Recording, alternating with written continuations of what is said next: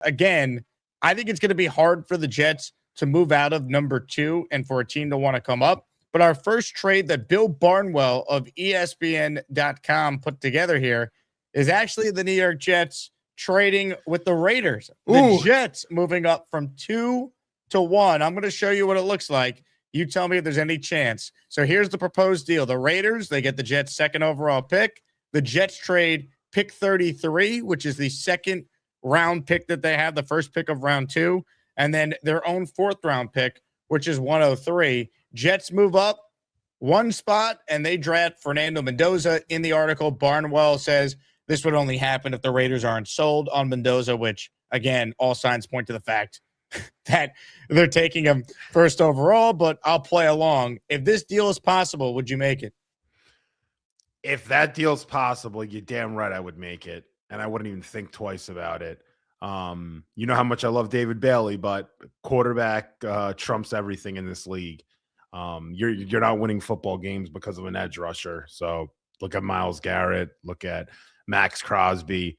These guys haven't really won anything. So quarterback is quarterback for a reason. So I'm making that move. Now, I don't think the Raiders would make that move. No. If you're gonna trade the first overall pick, you at least want a future one. So throw in another, 2027 first in there. Now, if they asked for, dude, if the Raiders wanted the Jets second overall, obviously, and they wanted 16 and a 1 next year, I would say, you know what?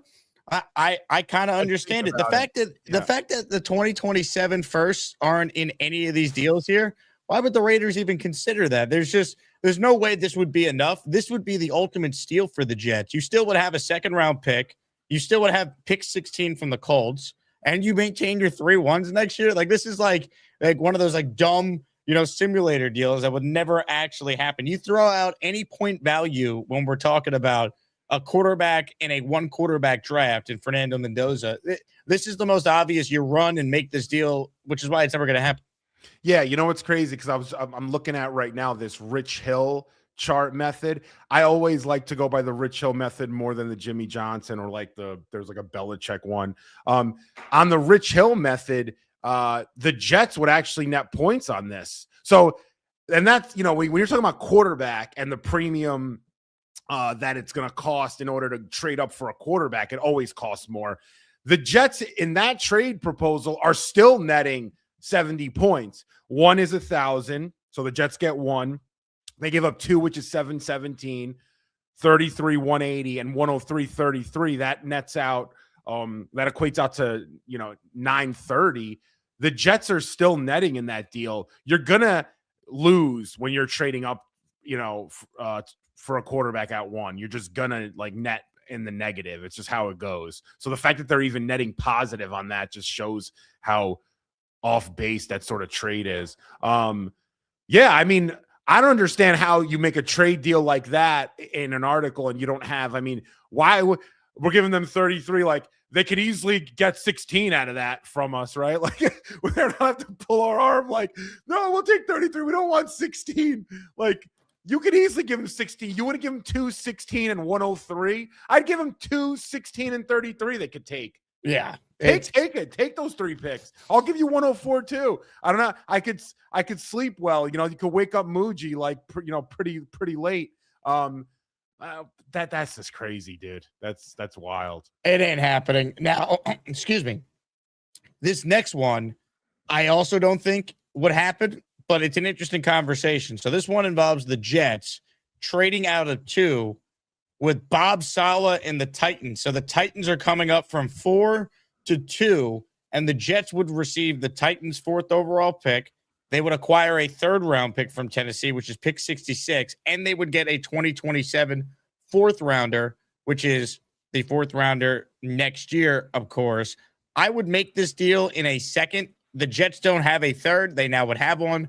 They obviously would still be picking in the top 4. So you're in position to get, let's say it's Sonny Styles, maybe it's Ruben Bain, Arvell Reese, David Bailey, who's ever not picked by Tennessee in this spot. You're still going to get a premium player, and you got a couple of extra picks, including one on day 2 this year in a round you didn't already have a pick. So this, to me, is certainly more realistic than the first trade. that ESPN's Bill Barnwell suggested in this story. I don't think this would happen, but I also would make this deal in 2 seconds if this was actually a scenario the Jets could pull off. Yeah, this one's a little bit more interesting for me because, listen, 2 in this draft, you can justify the player that's going 2nd overall with the player that's going 4th overall in many ways. I mean, if you want to say like Sonny Styles or Caleb Downs at 4, you can make an argument is just as good or right there with 2. Overall, the point system with Rich Hill says that this is a really bad trade for the Jets. They're saying that this is the worst one of the bunch because they're valuing 2 at 717 and they're valuing 4 in this model at 468. The Jets would be giving up 564 points. Excuse me, the Jets would get 564 and the Titans would actually get with just 717. That would net minus 153. So the model's saying that this is the worst trade of them all. But you know what? Like, ideally, Jake, in that trade, don't give me a 2027 4th. Give me a 3rd, right? Sweeten that up a little bit. Give me a 3rd, or sweeten up that 66 if you want to. Sweeten that up. Give me a 2nd rounder, a later 2 or whatever. I don't even know where the Titans are picking at 2. But I would sweeten that up a little bit. That on its surface, I wouldn't do because I don't love the 4th in 2027 and 66 in this draft. Yes, I like a lot of the 3rd round value, and we don't have a 3rd round pick, so I see it a little bit clearer there. But I'm not all the way with that one. It's not, I mean, listen, it's not the worst. I mean, if the Jets want, let's say, Jeremiah Love or Sonny Styles or Caleb Downs, and they're off this whole edge thing, which isn't the worst idea in the world, by the way, this would make sense giving us a 3rd, getting us the player that we want anyway, and then we would just get an extra 4th in 2027. Would rather that be a 3rd. I would do this. I think there's enough You value would? there. Yeah. Again, I'm moving 2 spots. I'm still getting a premium player, and I'm picking up an extra 3rd round pick. So I'm fine with it. Plus, I like the idea of getting another pick in 2027. I just wish that pick in 2027 was a little higher, though. Like a 4th, it's always a 4th. Ask for a 3rd. You might be able to get that. That's what yeah. If that was a 3rd, I might consider that for sure. If I could still get Sonny Styles in that, I'm in. Because I think Styles, I don't love it at 2, but at 4 and I'm getting extra picks, I'm in. Works for me. Yeah, it's not the worst idea. This next one is fascinating. Jerry Jones, he's old, he's desperate. Is he going to be this bold, though? Cowboys trade with the Jets. They're coming up from 12 to number 2. The Jets in this trade acquire the 12th overall pick, a 4th rounder from Dallas, which is pick 112. So then the Jets would have 3 picks in the 4th round this year, a 2027 1st round pick, and a 2027 3rd round pick. Now, this is a big jump back because Dallas is coming up 10 spots, but I would do this because, one, the Jets would have 4 1st round picks in 2027. I don't believe in Aaron Glenn. I don't think most Jet fans believe in Aaron Glenn. Having 4 1st round picks to sell a new coaching staff on, a new head coach on, makes your job way more attractive. Plus, the Jets might need that extra 1st round pick to finagle the board to come up and get whoever the top quarterback is a year from now, or whoever the top QBs are. So I like having the extra ammunition, and I'm still able to get a really good player, I believe, at 12 plus an extra 4th.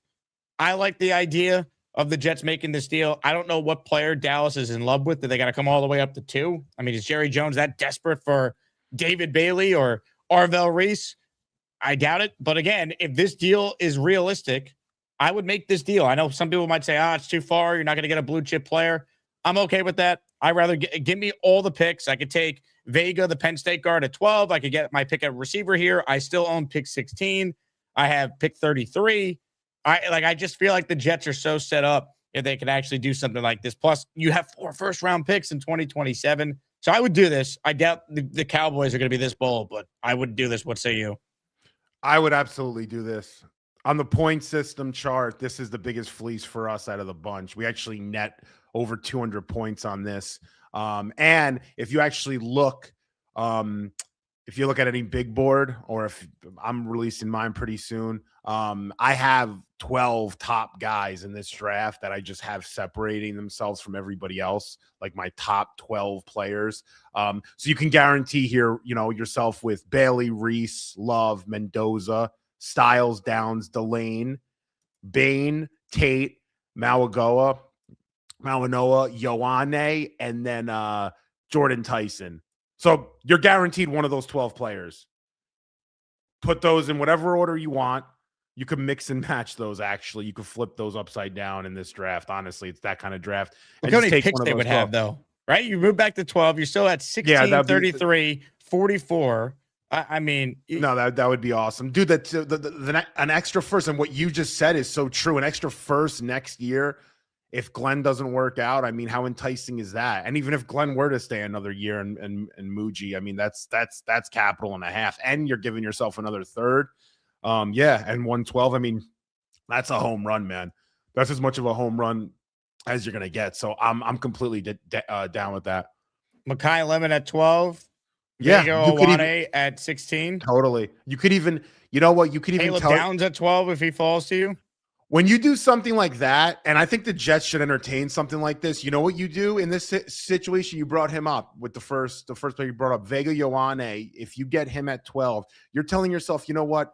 Let's build the right way. Let's get this offensive line ironclad. So damn good with Vega here. Yeah, is 12 a little bit of a reach for what Jet fans might be comfortable with, considering the amount of capital we spent on the offensive line? Yes, but you're building in a different way. You're building up front, you're building through the trenches, and then you can get cute next year and start really bringing in some firepower into this thing. You're building the foundation to the house. I like that idea. It's something that they should entertain. Yeah. And Jake, I think there's going to be the Jets should be on the phones right now with teams. If they're not in love with Reese or Bailey enough, I like Bailey, but I'll be realistic. If a team wants to come up and take him, you got to entertain the idea. I don't know if I would. In that case, I would, but I wouldn't be just going out there just championing like, oh, the number 2 pick's up for sale for Bailey per se. But you got to do your diligence, man, with Reese and Bailey. And there's going to be teams that are going to love one of those guys. I also think there's going to be teams that might like Francis Mauanoa, or even Vega Ioane. I know people think it's crazy, but sometimes these offensive linemen, they're like the finishing pieces to the puzzle to some of these really premier teams. You may just have a team that wants to just grab one of these guys. They'll give you an extra third rounder, and you could use that this year or next year. We don't have a third rounder this year. So there's avenues here. I'd be fine. I kind of hope the Jets trade back in a weird way, man. I just think it like you build the foundation to the house, and then, we can worry about, bigger things next year. All right, Asmaniacs, listen up for a second. No matter what you're watching, whether it's New York sports or any game you didn't plan on caring about, there's no better way to stay locked in than with PrizePicks. It's daily fantasy made simple. You're just picking more or less on player projections. That's it. No complicated lineups, no nonsense. Just you versus the numbers. And here's why I love it. Even if it's a game you normally wouldn't care about, once you got a lineup going, you're locked in. Every play matters, every drive matters, every at-bat matters. I've been mixing sports too. Maybe a little football, throwing some baseball, maybe some basketball, and now you've got action across the board all night, and PrizePicks makes it even better with features like early cash outs if your picks are hitting, the ability to mix multiple sports in one lineup, and you can even see what other people are playing and tail their picks. So if you haven't tried it yet, what are you doing? Download the PrizePicks app right now. Use code HMA. That's HMA, and you'll get $50 in lineups after you play your first $5 lineup. Again, it's HMA on PrizePicks. PrizePicks, where it always feels good to be right. All right, more trades here, Frankie. Here is the 4th possible trade that ESPN's Bill Barnwell. 6 trades in there. I thought it was a Jets trade article. No, it was, these are trades that could happen. The Jets are in 6 of them, which yes, is right? Isn't that the concept of the article was 32 trades for each potential pick of the NFL draft. And since the Jets have so many picks, they're in 6 of the 32. It's insane. So here is the 4th trade we're breaking down of the 6, the Chargers. So this is the Jets making a deal with the Chargers to trade out of pick number 16. So the Chargers are trading up. The Jets are going to sit at 16 and then move back to 22. Here's what they would get. They'd acquire pick 22. They'd pick up a 3rd, which is the 86th overall selection, and they would get a 3rd next year. Now, I've been on board with each of the first 3 trades we've talked about, and I'm not on board with this deal, but this is tough for me to just say yes or no without more information, because at pick 16, if Mekhi Lemon's there or Jordan Tyson's there, or, there's a player we're not thinking of that somehow slides the 16, I don't know if I would make this deal if I'm the Jets. I might want to just take that player. If all the receivers are gone and I can move back to 22, still get a good player that I'm comfortable with. Maybe you don't want Omar Cooper at 16, but you think he could be there at 22 in this sort of scenario, then I would probably do this deal. But while I was definitive in my answer to the first 3 trades we discussed that I would do it, this one is more, I got to see what the board looks like before I just say yes or no to this. You're spot on. That's 100% the right way to look at it. And that's how any, real GM would look at the situation there. Like if you're bored, things just sort of fall off a cliff after, let's say, Kenyon Sadiq, and he's there at 16. He's the last guy in that sort of next tier of players you have. You take him at 16. If he's not there, and then you have, let's say, the safeties, then some of the guards, but you can justify those guys at 22, and you kind of have Emmanuel McNeil-Warren right there with, Pregnon or Denzel Boston or however your board kind of fits, and you could get one of those 3 players at 22, you just make the deal. So yeah, that's totally the right way to look at it. I like the deal though. I like getting a 3rd rounder, Jake, and I like getting another 3rd rounder next year to move down 6 spots. I think if your first cohort or, second cohort of guys are off, then yeah, if they're off, make it. Definitely. I do like that though. I really want to get into the 3rd round this year. That's a later 3rd rounder. But I want to get a 3rd round pick this year. We don't have one. And I think you could hit on some quality in the 3rd round this year. We're breaking down Bill Barnwell's shocking Jets trades. We've done 4 of them. We got. Do you 2 know more. Bill? You know Bill? I do know Bill. All right. I thought he was incredibly biased when the Jets got Aaron Rodgers a couple of years ago. Like he said they were better off signing Teddy Bridgewater than getting Rodgers. I was like, really, dude? So we threw him in the shadow realm for that years ago. But yeah, I haven't spoken to him in a long time. What do we have here? All right, here we go. So did not say that, Teddy Bridgewater. He did. That's wild. This one is a trade up from 16. So it's the Jets being aggressive here. The Jets are moving up from 16, and they're moving up to number 10 with the Cincinnati Bengals, who own the number 10 selection. So the Jets are going to take the 16th pick, and they're going to use pick 44, and they're going to move up 6 spots to the Cincinnati Bengals spot in the draft. And it's interesting because when we have done some trade talk on the show, I have suggested, hey, let's take 16 and 44 and let's move up if Carnell Tate starts to slide, if Mekhi Lemon's there and we really want him, right? If Caleb Downs is still there and the Jets are like, screw it, we have these extra picks. We just want 2 dominant game records. We want Reese. We want Downs. We're building our team. We want superstars to supplement our roster here. I'm all for using 16 and 44 in a trade up for the right player. I would need to know who we're trading up for before I just say yes. But in theory, I don't mind making this sort of deal. You have the extra second. You're basically swapping 16 for 10, 1 additional 2, and you're getting back a 4th. So now I'd have 3 4th-round picks, Frankie. I could package those 4ths, get back into the 3rd round. It's really not that much if you look at it through that lens. This makes sense to me if the right player is there for the Jets. And obviously in this scenario, they're moving up for someone they're coveting. What's interesting about this trade is this is the exact trade that Kaz had. We just did a pod earlier today.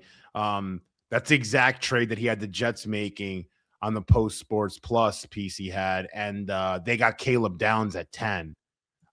Literally, they gave 16 or 44 to move up to 10. and they got Downs. Listen, if Caleb Downs is there at 10, I'm probably making that move. If I even think if Mansour Delane's there at 10, it's interesting. Carnell Tate for sure. Outside of that, though, I'm probably not going to do that. I don't like giving up 44 to just get to 10. I think you can get to 7 or 8 with 44 involved with 16. Technically, you can, based on the points value chart. You see the Jets are also getting out of that 110. I would do this for Carnell Tate if he starts to slide. I would. Yeah, I would. I would do it for Tate. Definitely. Yeah. Tate, Delane, and Downs. I'm in. Yeah. I think, if you look at the quality of player that all three of those guys are, you can justify them being, obviously with Delane and Downs, they're the best at their position in this class, and Tate is right there. He's a wide receiver one on a lot of people's boards. So yeah, you're getting the top player at their position, at positions of value, especially positions that we need. We need safety. We need a safety. We need a corner, and we definitely need another receiver. So yeah, I'm with that. I'm not doing that trade though, like before the draft, just because. Like these are all this is like a draft day thing, right? Like, yeah. I feel like like you would in the first one before. Like if the Bengals offered you this tonight, would you do it? No, because I don't. Yeah, exactly. Who am I trading up for? The only trade you do before Cowboys is the first one. The Cowboys trade I would do before, probably. Yeah. Okay. So the Cowboys one I would do before. The Jets trading with the Raiders I would do, of course, before. Yeah. Honestly, I'd do the Titans one before too. Screw it. Let me just lock in the extra picks now. I mean, that's fair. I wouldn't, but I get your point.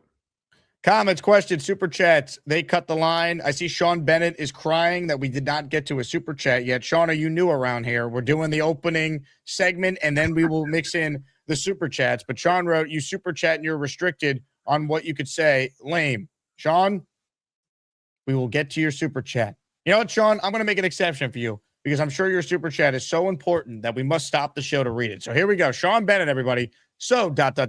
latest, keep trading down, ... because our scouts and pass must have down disorder good in later picks. Sean, thank you very much. I have no idea what you're talking about. But I will try and interpret. I will trade down to a point. I want extra picks. If I can get a first in 2027, I'm doing it. But I'm not just going to trade down for the sake of trading down. I'd want to see what the board looks like if I'm going to trade out of 16. So hopefully that answers your question, Sean. Or if it doesn't, I don't know what to tell you. Please type better English, and I'll do my best next time. I thought you were going to send him to the shadow realm. You're close, right? It's just like I'm getting yelled at for not getting to a super chat. Super chat's not even in English. Please. All right. I'll say this. The reason why trading down is something that is interesting in this draft is because I don't see that many blue chip prospects. Like every single prospect you want to bring up has a negative or a weakness that could affect their ability to become a star in the NFL. Name anybody. Go ahead if you want to list them. Name anyone. I'll even tell you with Bailey. It's his run defense, obviously. We just spoke about it. Reese, he doesn't have a position. Mendoza, high volume passing. Everything was very controlled at Indiana.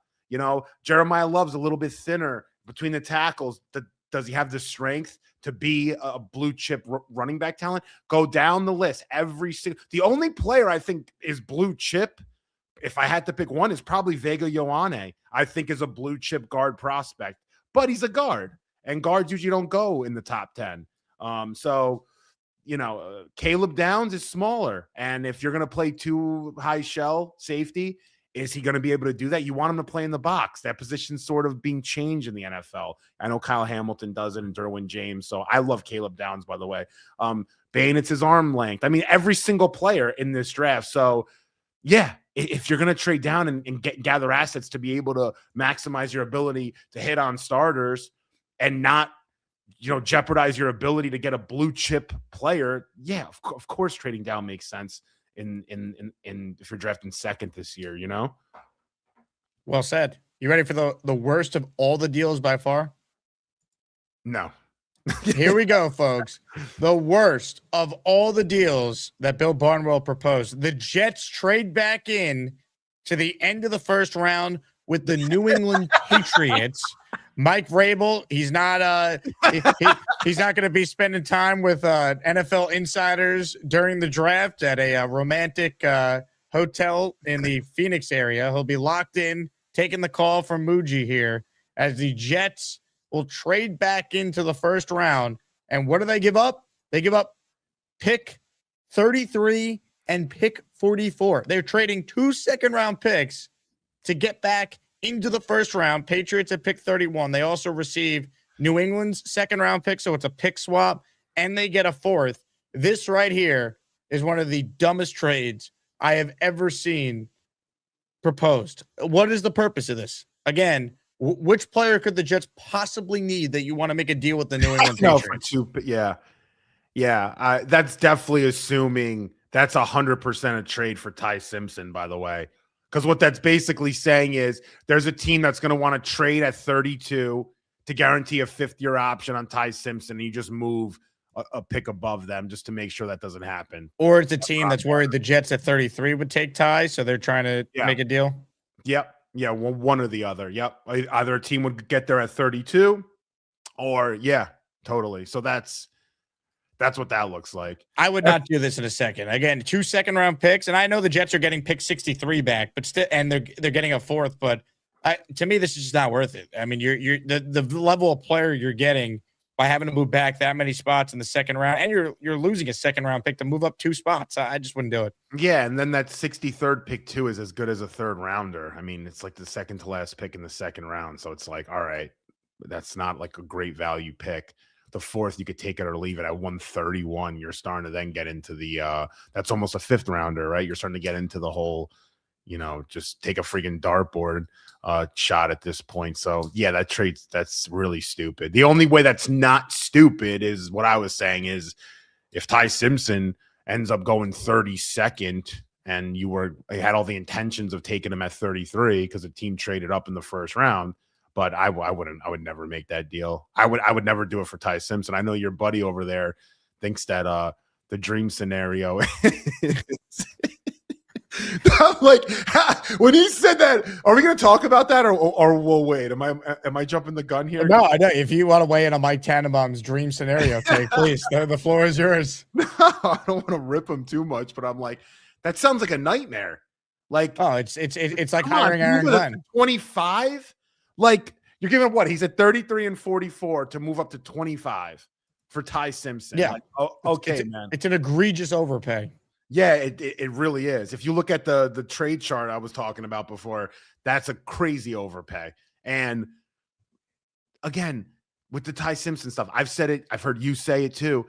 When's he going to play? Like when? What's the timeline? If you want to convince me Ty Simpson's Drew Brees 2.0 or he's Brock Purdy 2.0 or he's Drew Brees, excuse me, not 2.0, but he's Brock Purdy 2.0 and you want to have him compete with Geno, all right, that's fine. Go ahead. Like, I'm not going to agree with it, but I would get it. But they already said Geno's a starter. I know things can change, but I don't want Ty to just go into camp and just be, the water boy for Geno Smith. And then what? When's he going to play? What, week 13? Are hearing the same thing. Basically, the message. The dream scenario, baby. Teams say, yeah, I think someone will take him in the first round. Not going to be us, right? But we think someone's going to take him. And that's kind of what the conversation around Shedeur Sanders was by this point, year. or by the time the draft rolled around. Yes, absolutely. No one is suggesting that Ty Simpson's going to fall to the 5th round, but perhaps fall out of round 1. Mike T, you're a general manager. Tell me what you think the likeliest scenario.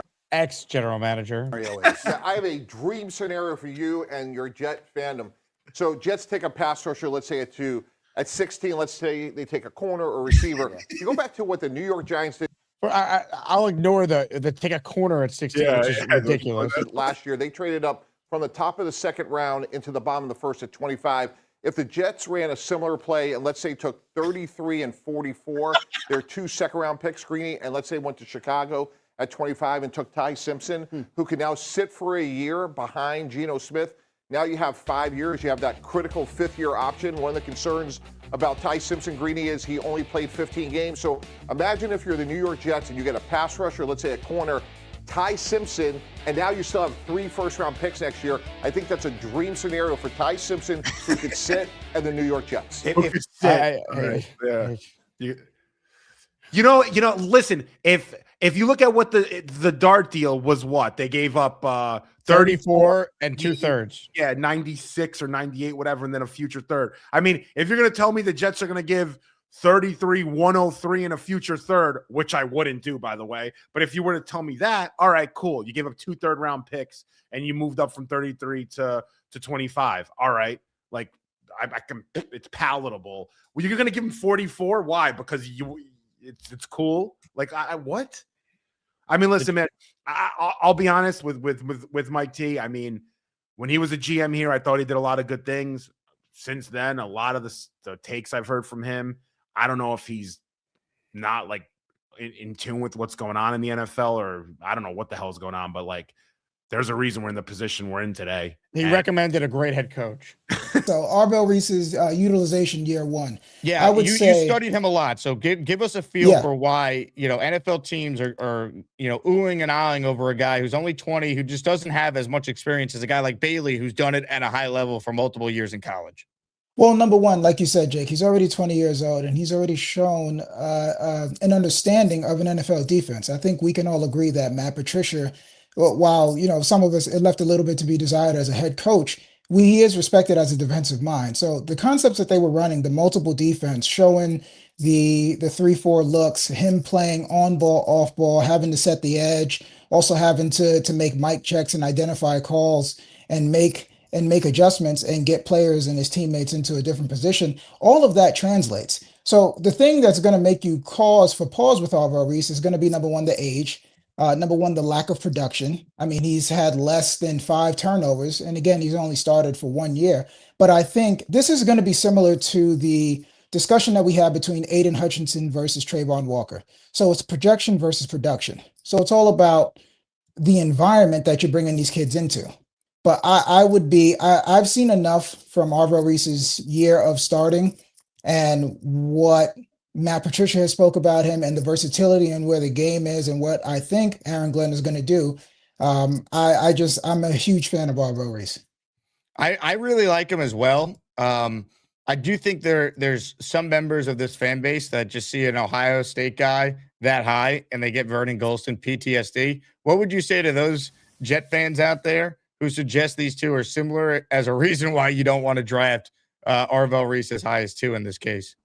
I would completely understand him. I think that the same feelings that you have about an Ohio State edge rusher in the top 6 is the same feelings that most of the fans have about drafting a lineman in the mid rounds, or God forbid, drafting a second round wide receiver, because we all know it's been a graveyard of names for those type of guys. So I would just say, listen, we can't operate from fear. We all have faith in Darren Muji as an executive. We all want to believe in Aaron Glenn. So what I would say is, trust your eyes. And if you're not going to be a film person, listen to the show, listen to me, Jake, Joe Blewett, and all the other people that come on here as well too, because I would say just watch what Arvell Reese does. Again, his pass rush arsenal isn't going to be equivalent to what David Bailey is. But if you're looking at a football player and what he's going to be asked to do, he's going to be asked to set a strong edge. The Jets were not good at setting the edge or stopping the run. And I think that all of the moves that they made this offseason is geared towards stopping the run and being a more physical team. He played in the Big Ten. We're seeing him long arm, Penn State left tackles. You look at the play where, and again, I understand that he's rushing, he has a 2 or 3 yard runway. So he does have the leverage and the momentum coming. But again, he's 20 years old and he's extremely projectable. So one thing that I do think, I have questions, and I'm sure, Jake, you have questions for Aaron Glenn as a head coach. As a defensive play caller, Aaron Glenn knows what he's doing. Those Detroit defenses, while they weren't, listen, you're not going to confuse them with the Rex Ryan defense, but they were playing with a lead a large portion of the time. So that is going to affect the way you call the game. I have faith in Aaron Glenn as a play caller, and then I also have faith in Carl Dunbar, Demario Davis. For as out on this regime and this coaching staff as I am for them to develop a young quarterback, I'm on the opposite end of the spectrum for them for cultivating and creating an environment for a young edge rusher or / hybrid player. Let's shift to pick 16, because it feels like, this offseason, this draft season has really gone in like waves, where there was so much discourse about pick 2 at the beginning, and then it shifted to the 16th overall selection and the Ty Simpson conversation. And then We were right back to pick 2.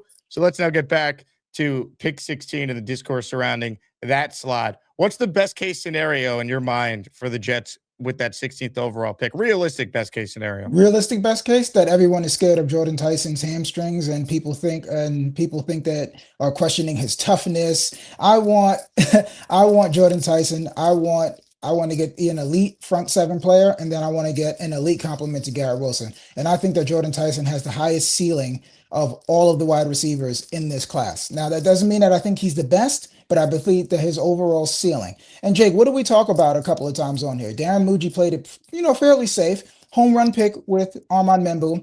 We don't really know what Mason Taylor is, but again, NFL pedigree on both sides. Azaria Thomas, AZ Thomas, same thing, has a brother in the league. So these are safe, good locker room guys. Let's take some swings. Now we could take some swings because we have better vets in place now. The locker room should reflect more of what Aaron Glenn is thinking. So now you could take swings with a guy that may have a few issues or a few concerns, or an Arvell Reese who's more of a project. I would love that. And if Jordan Tyson isn't there, then I'm probably going with another safe pick if all of the wide receivers are gone. Then I'm going Vega Ioane. Then I'm going with arguably a top 5 player in the entire draft if he's there. So I think that's best case scenario. I want weapons, Jake, and I'm not going to discriminate against those weapons. So if you tell me that if the Jets have Omar Cooper Jr. high on their board, go for it. I just really want to inject some talent and, more importantly, youth into the offensive side of the ball. So I find it interesting that you like Reese and Tyson, because I almost look at it like this. And again, I'm not denying the upside for Tyson. There's a reason why. I mean, if he didn't have the injury concerns, he's probably a guy that doesn't make it out of the top 10. I get all that. But if you're already kind of taking a project or a big projection at 2, I almost feel like, all right, we get swing big at 2 because we're picking 2nd overall. And I think Reese, it's not like an injury concern. It's just he's young and hasn't done what you're going to necessarily long-term ask him to do. Tyson, I just get nervous with the injury stuff. I think if you're taking Reese at 2, I almost rather than just play it safe at 16. And if Omar Cooper Jr. is there, I have no problem if they just take him. I completely understand that. But I want to take some swings. And I think Darren Muji, I think that he's afforded himself the luxury to take some of those swings. And Jake, he's going to be running, and somebody in the chat, please look at the actual date. Jordan Tyson's going to be running routes before the draft. It's like 6 days before. Yeah, 6 days before the draft. Yeah, so pretty soon here. So if Jordan Tyson looks good and you see the explosion, you see the cuts, I think that I'd be okay with that pick. And again, even if you want to go save, Jake, because I totally understand. Listen, I have trauma from, Stephen Hill and Devin Smith and Shaq Evans and Chad Hansen. So trust me, I do have that mid-round drama when it comes to those wide receivers. But I don't know, man. I really just want a guy that in 2 years could say, is he the number 1 or is Garrett the number 1? That's the type of talent that I would like to add. And also, we have to maximize whatever version of Geno Smith that we're going to get. So whether you're going to have somebody that he can trust to go to on 3rd and short or 3rd and long when we need it, or if you just want a kick-ass mauler beside Olu, I think that those are the 2 spots that you would go. Those are the 2 guys that I'm looking at, either Jordan Tyson or Vega Ioane, and I think that either of those would be a home run. And I think that if you can get Jordan Tyson into your building, maybe it's the way he's training. Maybe it's a vitamin deficiency. Maybe you can mitigate that, and that can get better. Odell Beckham had hamstring issues, and that kept him out of the first quarter of the season of his rookie year as well too, and he was able to come back from that. JSN had some concerns as well. Part of the reason why the Jets passed on him. That clip went viral from Rich telling that story on our Jets Collective. And I had a couple people reach out. Hey, when's the next Jets Collective? It will be tomorrow night. That is Thursday, April 9th, 7 p.m. Eastern. For those of you who are looking forward to the next episode of the Jets Collective, just subscribe to the Jets Collective channel on YouTube to watch it live. What are your personal wide receiver rankings? How many guys do you think are worthy of a first round selection? How many guys, Jet specific, would you be fine with if they took it 16? So I'm actually dropping my wide receiver rankings tomorrow. I was going back and forth with Joe Blewett and a couple of other guys in the commute this morning. Shout out to the Jets commute. I only have about 14 first round grades right now, and I still have to go through a few. I have to finish up the interior O-line. but I'd be okay. I'm so starved for an offensive weapon that I'd be okay if they took Mekhi Lemon, Jordan Tyson, Carnell Tate, Omar Cooper, and Casey Concepcion. I think that any variation of those 5 guys I'd be okay with, because I'm not of the mindset that you need to have a big, prototypical X to complement Garrett. You just need somebody that's going to take away attention from Garrett. Right. So me, Jake, I would prefer. I don't want to have a guy that we're gonna have to worry about. Oh, is this guy going to be able to separate? I want a guy that's going to win at the line, win at his release, be where he's supposed to be, catch the ball, and then move the chains. That's really all that I'm focused on, and I'd be happy with all 5 of those guys. And I think that I'm more bullish on Casey Concepcion than a lot of other people as well too, because I think that drops. I don't want to say that drops don't matter, but I think that drops are kind of overrated because it fluctuates. I think about drops the way some people think about receivers. I think it could be volatile. George Pickens had a high drop rate. CeeDee Lamb this previous year had a high drop rate as well too. And I think that we would take CeeDee Lamb or George Pickens today. Hey, here's the deal. Just got no chance unless you click on that like button. And you got to make sure you subscribe to the Jake Asman Show. You don't, you can get the f*** out. Now let's go, Asmaniacs. We're built for this shit.